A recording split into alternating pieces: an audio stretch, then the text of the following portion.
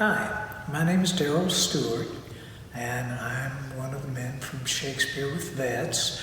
I'm a United States Army veteran. I served 3 years from 1968 to 1971, and that included a year in Vietnam, June of '69 to June of 1970.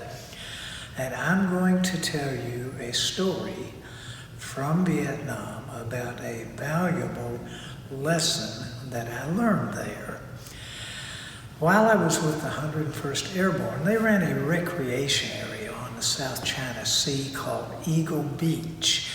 And troops who came in from the field had an opportunity to go there and stand down for 2 or 3 days, swim in the ocean, relax, play games.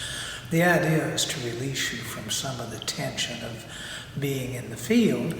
Well, one Sunday afternoon, I got an opportunity to go out to Eagle Beach. And I thought, wow, this is great. I'm finally going to have a little fun. Been there about 6 months. Finally going to have a little bit of fun.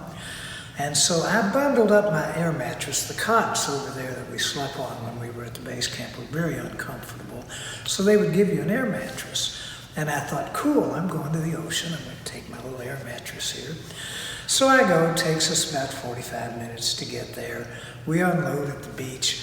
I hit the water with my air mattress, jump on, lay on my back. Next thing I'm floating in the sun, smoking cool cigarettes, just having a great time. And everything was wonderful until I went to sleep.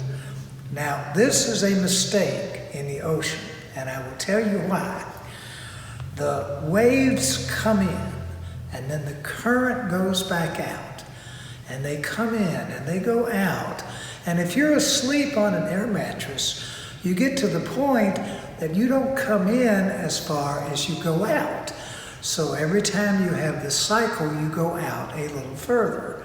Now, I don't know how long I slept, but when I woke up, I figure I was about a mile out to sea. I could just see the beach, and the people running around on the beach looked like little ants. And the current is pulling me out. Well, the next landfall to the east is the Philippine Islands, and I did not want to see the Philippines.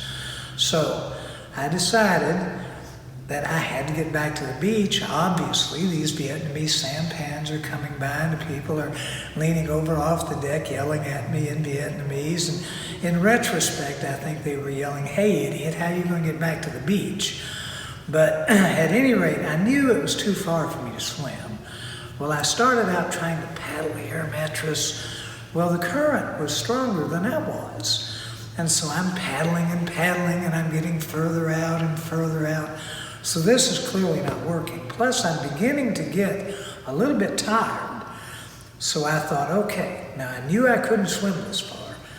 So I said, what I'm going to do, I'm going to hop off, and I'm going to push the air mattress, and then I'm going to swim up to it, and then I'm going to push it again, and that way when I get tired, I'll have the air mattress to hang on to.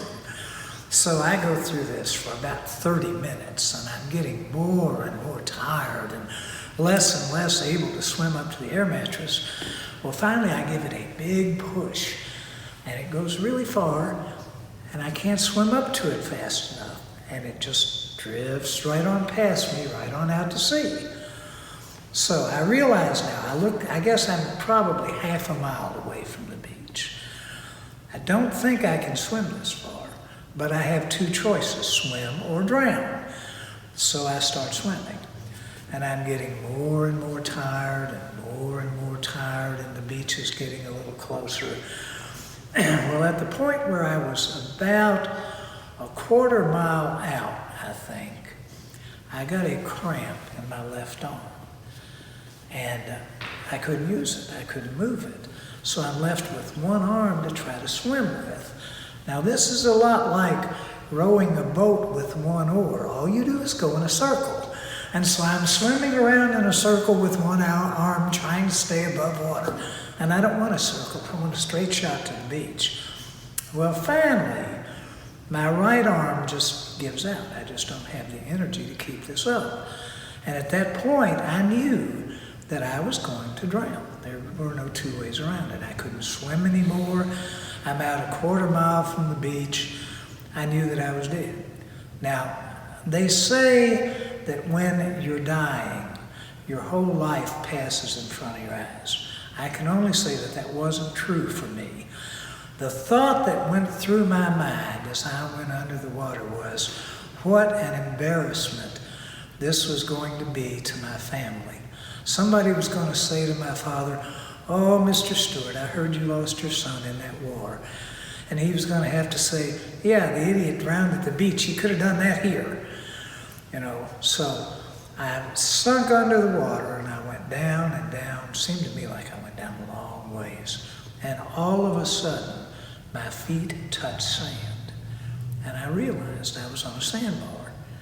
So I thought, wow, I'm saved at least temporarily. So I bundled up and I pushed up and I broke the water and I grabbed a deep breath and I went back down again. And so basically I hopped. I started hopping towards shore. And basically I hopped all the way into shore.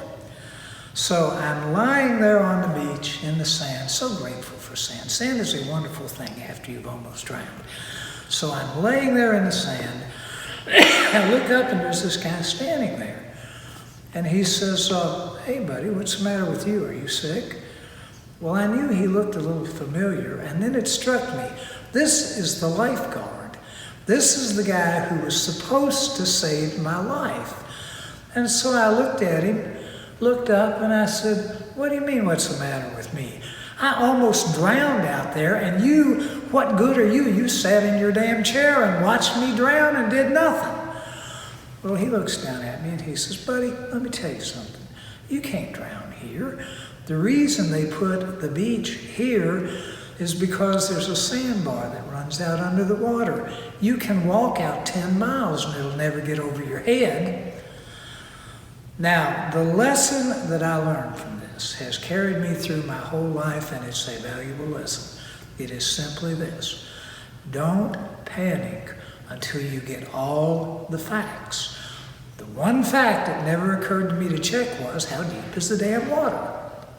And that's the end of the story. Shakespeare had a play about a young man who failed to get all the facts. And he ended up taking precipitous action. And things would have been very different had he gotten all the facts up front. His name was Romeo, and it ended in tragedy. How oft, when men are at the point of death, have they been merry, which their keepers call a lightning before death? Oh, how may I call this a lightning? Oh, my love, my wife, death that has sucked the honey of thy breath hath had no power yet upon thy beauty. Thou art not conquered. Beauty's ensign yet is crimson in thy lips and in thy cheeks, and death's pale flag is not advanced there. Ah, dear Juliet, why art thou yet so fair? Shall I believe that unsubstantial death keeps thee here in dark to be his paramour?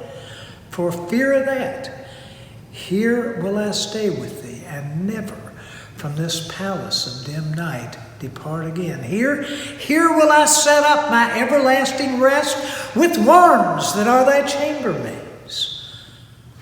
Eyes, look your last. Arms, take your last embrace. And lips, O you the doors of breath, seal with a righteous kiss a dateless bargain to engrossing death. Come, bitter conduct, come, unsavory gag. O thou desperate pilot, now at once, run on the dashing rocks thy seasick, weary bark.